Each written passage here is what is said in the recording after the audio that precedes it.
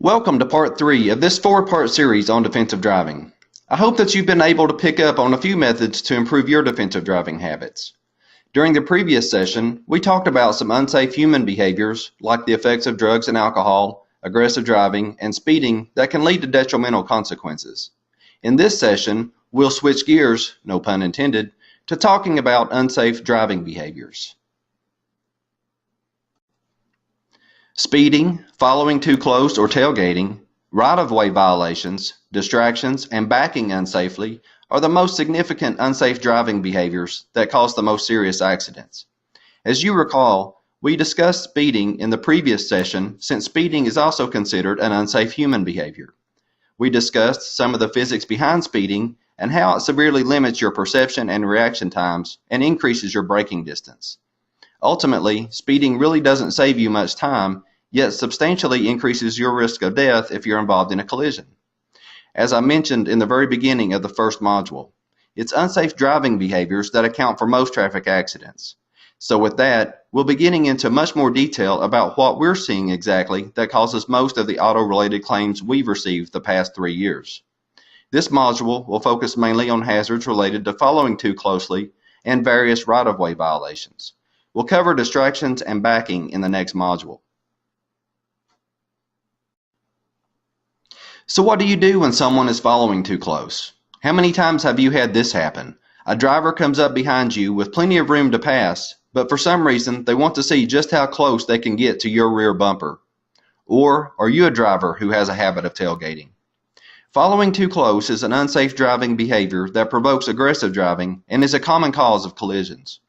Whenever we drive, we should work towards keeping a safe space on every side of our vehicle to avoid collisions. If we keep a minimum safe following distance of 3 seconds, we will not be tailgating the vehicle in front of us. Tailgating, excessive lane changing, and improper merging cause an accordion effect in heavy traffic. The accordion effect in road traffic refers to a stop-and-go action. These fluctuations in speed propagate backward and often get bigger and bigger. Think of it like the action of a slinky. This action leads to an increased risk of accidents for all drivers involved. If a vehicle behind you is following too close, reduce your speed and allow the vehicle to pass. Work towards keeping a safe space on every side of your vehicle, and slow down and increase the following distance of the vehicle in front of you.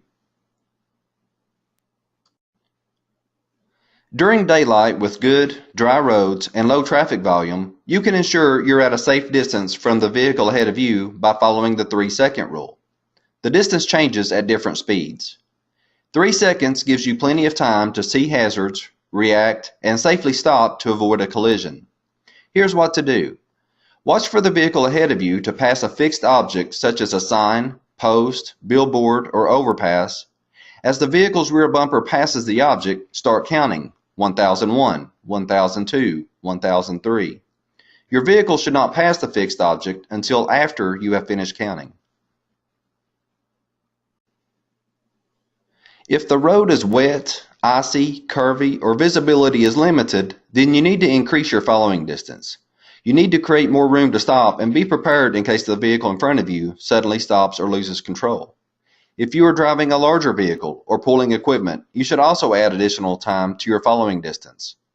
Add a second or more for each additional hazard that is introduced. For example, if it is dark and raining, add 2 additional seconds. Don't worry about what tailgaters think. And don't be bothered by other drivers who think you are leaving a gigantic gap. It's your safety and your life.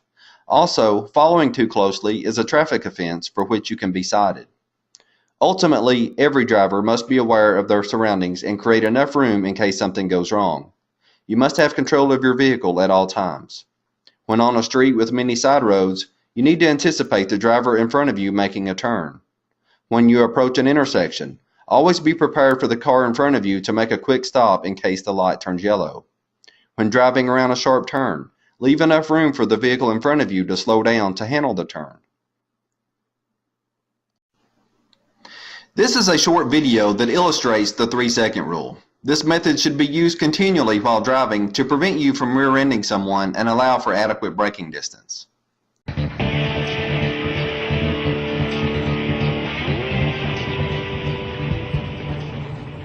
You look a little tense. I don't think the guy in front of me knows what he's doing. If you keep a safe following distance, you'll feel more comfortable, that you're in control, so you can enjoy the drive. Okay. How far should I be? Try the 3-second rule. Pick out a mark on the road up ahead, like a sign or a guardrail. Wait for the car in front of you to cross, then count. 1001, 1002, 1003. If you get to 3 before you pass the mark, then there's usually enough room between you and the other car. The nice thing about the 3-second rule is it works at any speed. However, when visibility is poor or the road is wet, then increase the count to 4 or 5 seconds. Oh, yes. Much better.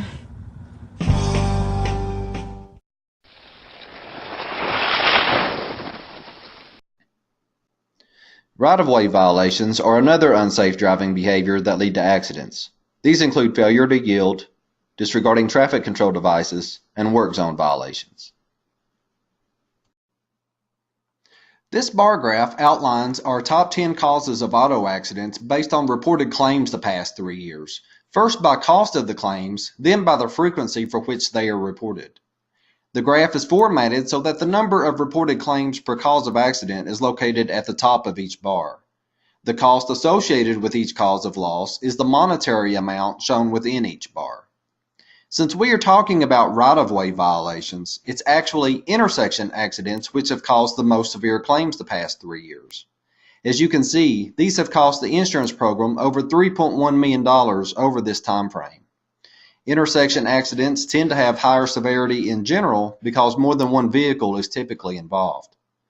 From a frequency aspect, claims involving vehicles that struck a stationary object has trended to the number 1 position, with 494 claims being reported.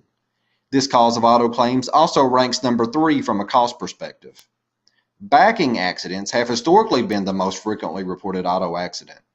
We've had an emphasis program regarding backing accidents over the past few years and continue to recommend some very simple strategies for preventing these types of accidents, which are easily preventable. These currently rank as the second most reported auto claim. We'll talk more about backing accidents in the next session. I'm sure you've noticed that personal injury protection non-collision claims have been the second most costly type of auto claim. These are most commonly reported from insurance members who provide public transportation services. As an example, someone may have tripped and fell while riding a bus or other public transportation vehicle.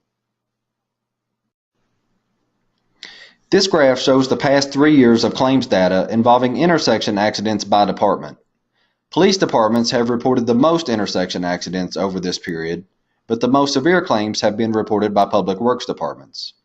By sheer number of vehicles, police departments are heavily weighted by number of vehicles in their fleets and on the roadway, which leads to greater exposure.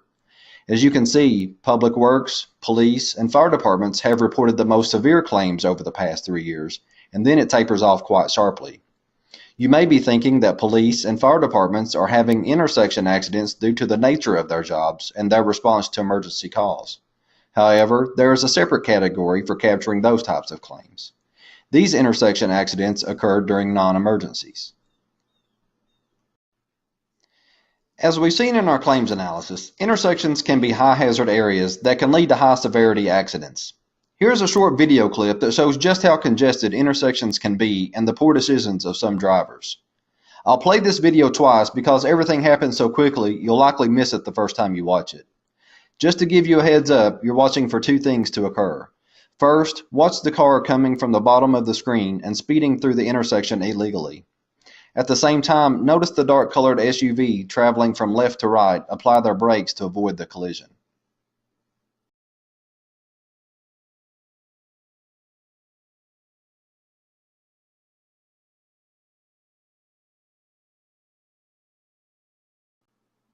Okay, I hope you were able to just see the luckiest driver in the world. I hope he was on his way to buy a lottery ticket. I'll play it again in case you missed it. Remember to notice the dark-colored SUV that applied their brakes to avoid the collision.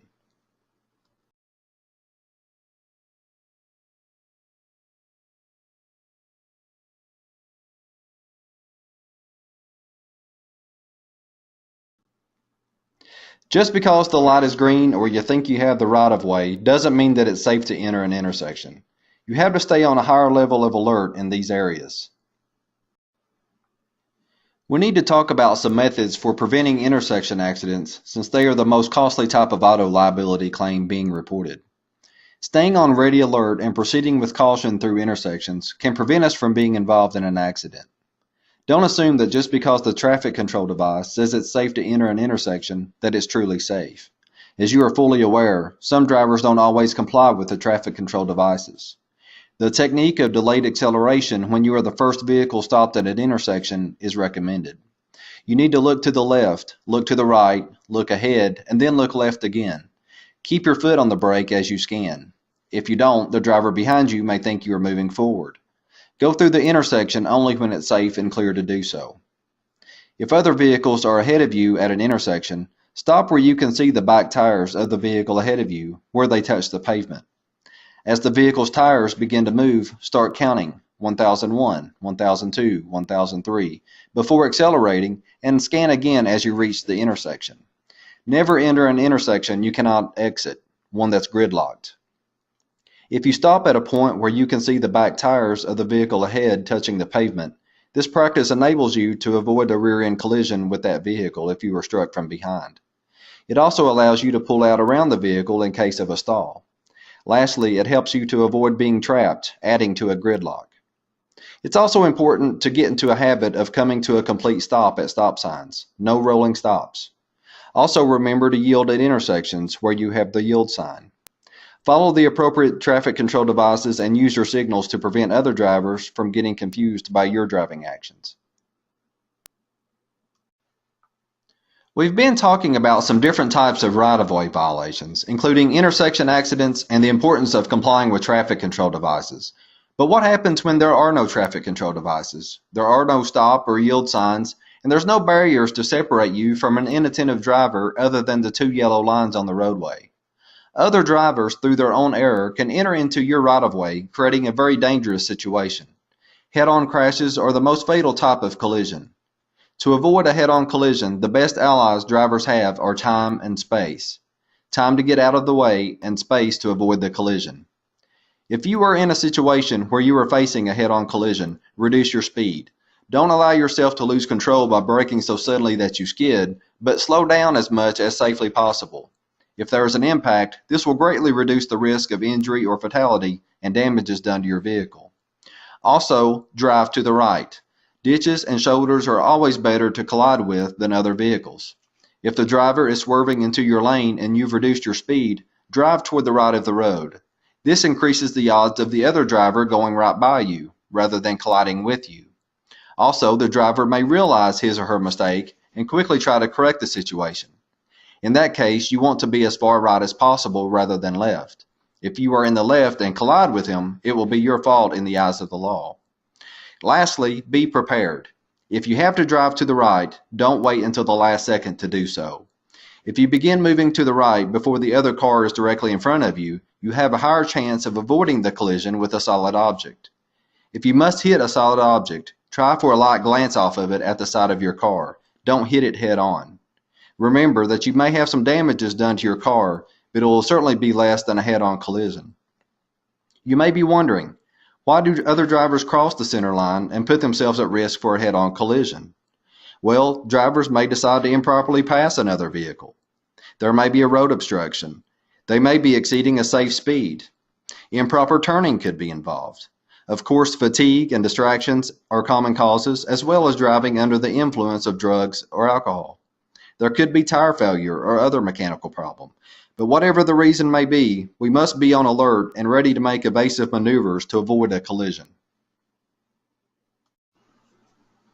This video shows a good example of a driver slowing down, driving to the right, and ultimately driving off the road to avoid a head-on collision.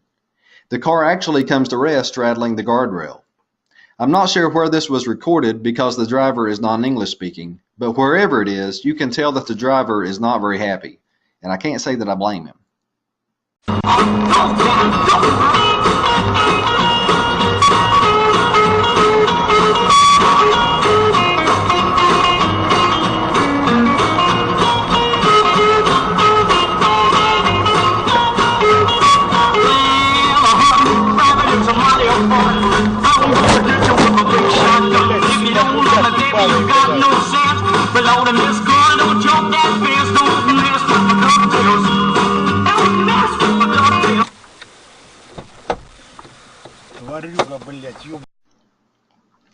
Lastly, Kentucky's move-over law was enacted in 2003. This law requires drivers to move over one lane when approaching stationary emergency vehicles on highways. This is a significant right-of-way law where there's simply not routine compliance. This is especially important for you, the police, public works, fire and EMS personnel, utility workers, and others who are watching this, who are the very professionals doing your respective jobs on the roadside for which this law is intended to protect. You must be on alert and establish methods to prevent being struck by passing vehicles who do not comply with this law, or where speed may be a factor, or there may be driver intoxication. The law states that upon approaching a stationary emergency vehicle or public safety vehicle, and the vehicle is giving a signal by displaying alternately flashing lights, a person who drives an approaching vehicle shall yield the right-of-way by moving to a lane not adjacent to that of the authorized emergency vehicle. This applies where the person is driving on a highway having at least 4 lanes with not fewer than 2 lanes proceeding in the same direction as the approaching vehicle, and if it's possible to make the lane change with due regard to safety and traffic conditions. If changing lanes isn't possible or safe, the driver must reduce the speed of the vehicle and maintain a safe speed according to road conditions. All of this must be done while proceeding with due caution. This completes this session. The last session of this series will address one of the most publicly recognized and documented driving hazards, distracted driving. It will also address one of the most frequently reported auto claims, which is also one of the most preventable, and that's backing accidents. We briefly mentioned backing accidents earlier in this session. There will also be a review of all the sessions and conclusion. So thank you for watching, and please drive safe.